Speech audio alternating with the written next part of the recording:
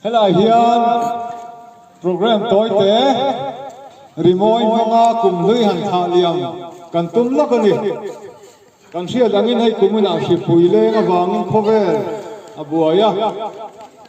khotang ram chung katin te po kan buai chu mai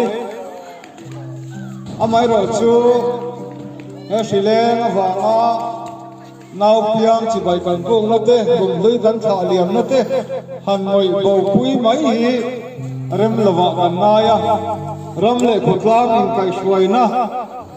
dan noya tiang hian kan thalai then khatem rimoi manga kumhlui han thlah liam te hi an han rot ani a chu chu ngai thai tu ten min lo hriat pui kan dua sang ni som ni kum hi kum chia liam thuai thuai se ngai om lo taka te po kan ngai ni mai thaye amai ro chu kong tam taka chung ko sang sangin chung kuaina a hu howa pathian kan biak na san der kum te po ni thei ome tin dam twang taka kan han kum te po ni anga nung cha ten zalen kum be te po ni thei ang chu wang chuan thế cùng nhau ngày ông dô mà ngày thành phố anh